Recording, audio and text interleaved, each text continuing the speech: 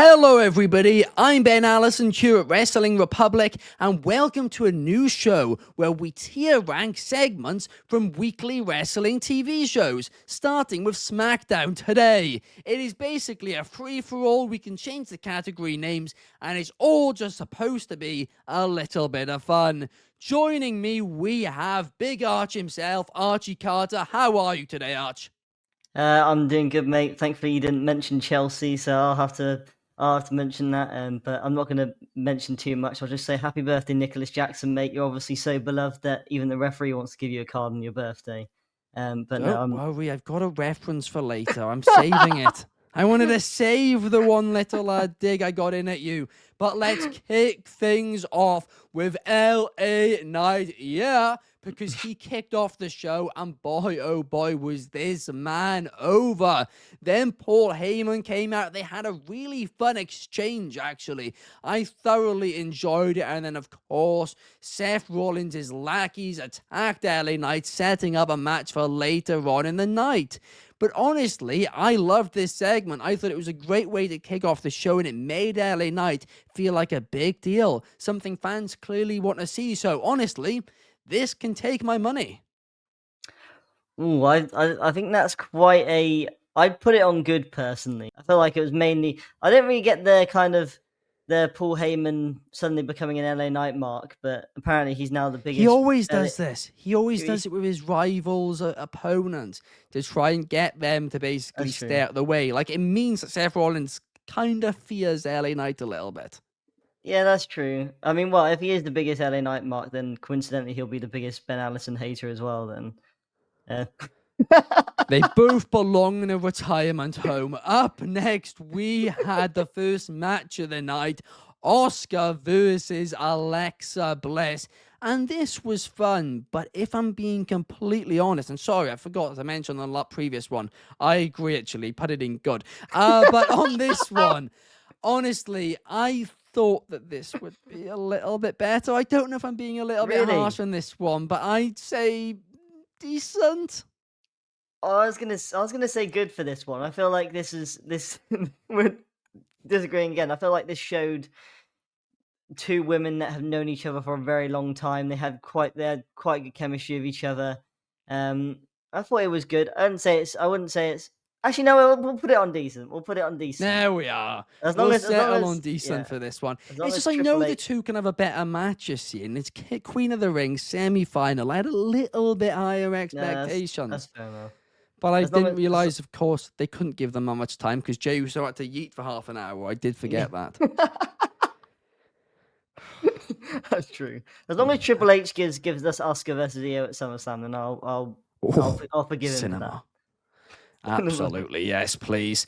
Up next, we had technically match 2 of the show, but it didn't really get underway, and I'm thrilled about it, because Aleister Black was about to just squash my boy, one half of the Yes Boys, Kit Wilson. Now, get well soon, Elton Prince. That did break my heart. But what I liked about this segment was Ron Killings. I kind of did have a little bit of an issue, but I didn't say anything about him suddenly becoming sensible. Like, how on earth has he suddenly gotten all his brain cells back? But bang on, he thinks that he can just take out people and his match can happen right now. R-Truth is back, and he's kind of mixing the two characters, so I like this, and I'd say chuck it in decent to good. I'd say decent. I didn't actually think of that. What you said. I mean, I like that he's still kind of maybe making some decisions that aren't probably the best for him.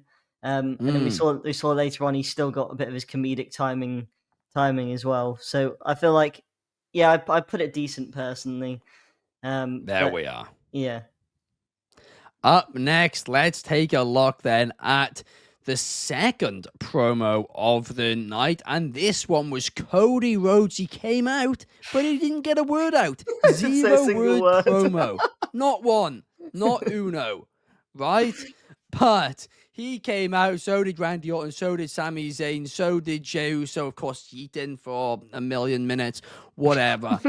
I like this promo. It's 4 baby faces, but they all, apart from Cody Rhodes, made their point clear. They got it across. They made it clear. Hey, I like you. I think you're a future champion, but right now I'm the next champion, and I like that. I gotta be honest, I hated this. I mean, I'm just happy Roman wasn't involved in this because Cody took ages to get to the ring. Jay took ages to get to the ring. It probably would have taken over half an hour if if Roman was involved. I just did not like this at all. I thought, what's the point in having Cody Rhodes there? If we're being serious, what's the point in having him in the ring if he's not going to say a single word? He's dressed up in his suit. He looked like an absolute Wally doing that. Like, he's just dressed up in his suit in the middle of the ring doing nothing. He might as well have had the flipping Stardust paint on. Yeah, exactly.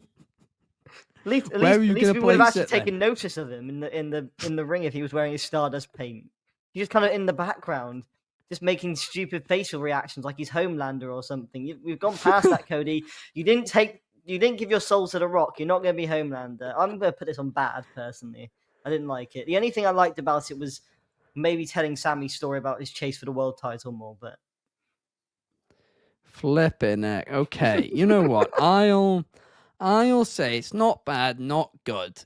It was basically, to be fair, unimportant, like the tournament which Chelsea are currently in, the Club World Cup. Okay, here we go. Was that the reference? That was the in fact, that's what I'm naming the category. Unimportant, like the Club World Cup. That's what today's not bad, not good is. Yeah, okay, I agree with that then. But up next we had Randy Orton versus Sami Zayn, and this result did shock me. But the match I really enjoyed. I'll actually say this can take my money.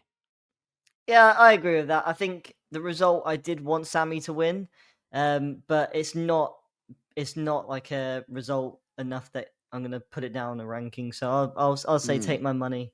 Both guys, they got a lot of history with each other, and they had a great match. They absolutely did. Now, up next, we have a backstage promo where R-Truth got confronted by Aleister Black, and then Damian Priest randomly got involved a little bit too. Now, I like this because it set up a few things for down the line. Plus, Damian Priest kind of helped calm down Ron Killings, R-Truth a little bit. And to your point, he got to show a little bit more of his comedic side. Mm-hmm. Yeah, I agree. I think I love that we're seeing more of the history of Damian and R-Truth being explored. We know that they're quite good friends outside of wrestling, obviously. But obviously on screen, they do have history together. So, yeah, I'd honestly I wouldn't put this at good. I'd put this at decent. Okay. It did set a few things up maybe down the line for maybe Aleister Black versus Damian Priest or Aleister Black versus R-Truth potentially. Yeah, all things I'd be excited to see. Up next, oh my gosh, Archie. I mean, in the words of Roman Reigns, it's the same thing over and over and over again. Tiffany Stratton came out, so did Nia Jax. And I was like, I like both these ladies. I absolutely hate this. I thought we left this in the past. I really, really did. This promo did nothing for me. Naomi then attempted a little bit of a cash in, but even that couldn't save it. I'd say this belongs in the trash. I'd agree. I mean, Nia Jax literally just lost in the Queen of the Ring tournament, but she's still getting a title match. I do feel a bit sorry for Nia voice crack Jax because obviously the crowd was watching her when she lost her voice. I mean, come on, Grand Rapids, you know better than that. She just give her a bit of slack. She lost her voice. She's been screaming at Tiffany Stratton for about the last few weeks, but yeah, I'd put that in trash as well. There we are. Up next, we have got Charlotte Flair versus Chelsea Green. And, I mean, again, unimportant like the Club World Cup. This just wasn't bad. It wasn't good. It was just a bit of nothing. No, actually, no, I'd put it at decent because it was. Really? Well, first of all, I think Tony Khan must be shaking in his boots because he must be flabbergasted at the idea of more than one women's match on a weekly wrestling show. And to be fair, it didn't get a finish. No, it didn't, to be fair. But we did tell the story more of Alexa Bliss and Charlotte Flair. So I feel like in that sense it goes up to decent because it did kind of continue to to tell that story of that impending partnership, I guess. So That is true. I like the post-match angle a lot more than the actual match, I'd yeah, say. But I think this goes into a bit of a bigger issue where this was the second match in a row to not actually get a finish. I mean, the first match, which didn't get a finish, didn't even start. yeah, But it's starting to create a little bit of a pattern, which we're going to see, I think, in the next segment. But you know what? For yeah, this one, I'll agree with you. It can go indecent. yeah. Up next, we have got Solo Sikoa came out. He put his heart on the line. He opened up to Jacob Fatu. He apologized. He confessed his undenying love for Jacob Fatu. And Jacob Fatu rejected the man. I mean, poor Solo. He seemed like an absolute idiot in this. But I liked this promo. It was good. I agree. It was good. I liked Solo trying to gaslight Jacob again, even though we know Jacob's past that. He did try the old puppy dog eyes at Jacob when he was talking, but he looked more like a kid that just came into his parents' room to tell them he wet the bed rather than actually making Jacob feel sorry for him. But oh my gosh! But I mean, other than that, it was good. But Solo's facial expressions, I feel like he is funny, but he was unironically ironically funny for this one, because I just could not take him seriously at all. You know what? We'll rename this category "Good but Poor Solo Sikoa." Up next, let's look at. Oh my gosh. I mean, I like the LA Knight promo earlier in the night, right? But this match, Bronson Reed versus LA Knight. Yeah, come on. Like, are we just not having any matches with finishes here? This was absolutely silly. A third one in a row. The match did nothing for me. You know what? LA Knight, Bronson Reed. I'm chucking it in the bad. I would probably agree with that, yeah. But then here's the thing: is that they kind of had their hands tied with this match, because if LA Knight beats Bronson Reed, then Bronson Reed lost one of his only singles matches that he's had since joining the group. So it's to be honest, like, you're either making LA Knight look better, but then Bronson Reed look weak straight off the bat, or you're making Bronson Reed look better against Seth's next opponent. So it's difficult, and they had their hands tied behind their back for this one. So I agree, it's bad. In that case, why didn't they just have Chelsea Green tap out in the last match, and then bang, you wouldn't be as big of an issue.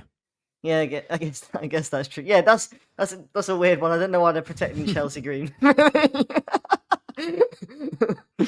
I love Chelsea, but yeah, that makes no sense. I mean, up next we have got.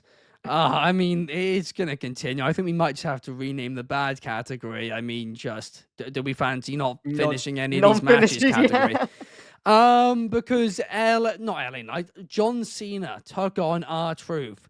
Yeah. And I mean, this match, I mean, it wasn't bad. Like, it was bad. It wasn't awful. But, I mean, like, why on earth are we having another non-finish on top of a non-finish on top of a non-finish on top of a match which didn't even start? So it was a non-start. I mean, honestly, are we just having any finishes to any matches tonight?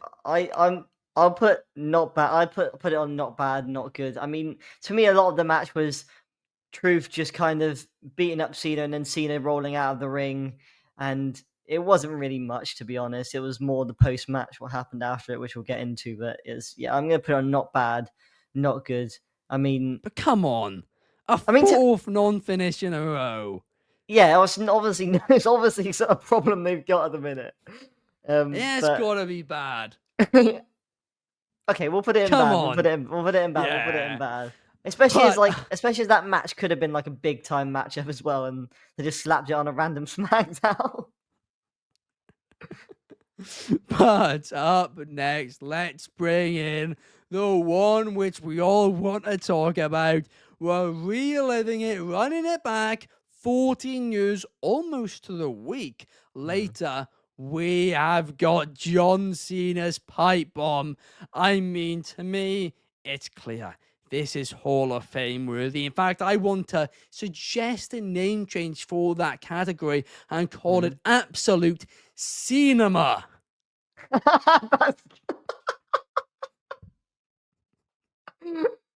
That's quite good. I'll second that. Yeah, there was one mistake you said. It's not John Cena's pipe bomb. It's John Cena's pipe bomb sponsored by Slim Jim. Oh, that was the one negative about this. I wanted Just to get a massive my... Slim Jim logo. I honestly, my first thought was I want to log into Photoshop right now and use the generative fill to just get rid of that logo. Yeah, no, it was just so massive, and it was just there throughout the whole promo. It looked like it was sponsored by it. I mean, it was basically, yeah. It was quite That's funny. why they're paying those big bucks over at Slim Jims. Yeah, clearly. Yeah, well, I mean, thankfully they've gotten past the stage of obviously going back from an advertisement. Wasn't that in the Royal Rumble that they were gonna be one of the adverts for it? And yeah, then they backed heard out of Vince it was back, for and the they Vince, were like, "Hold up, yeah, that doesn't now he's gone. They're like, slap our name on the table. Just do that. Give us They're big Triple H guys, Slim Jim. Big Triple H guys. Probably the biggest Triple H guys right now. This is fantastic. It's basically a love letter to Cena and Punk's rivalry, I think, in the pipe bomb. But yeah, this was awesome. Hall of Fame or absolute CENA-MA. Yeah, that's the name of this category for sure. I mean, there we have. Actually, no, we have to do the overall rating too. Where are we going to put SmackDown as a whole on this scale? Because I'm going to be honest with you, right?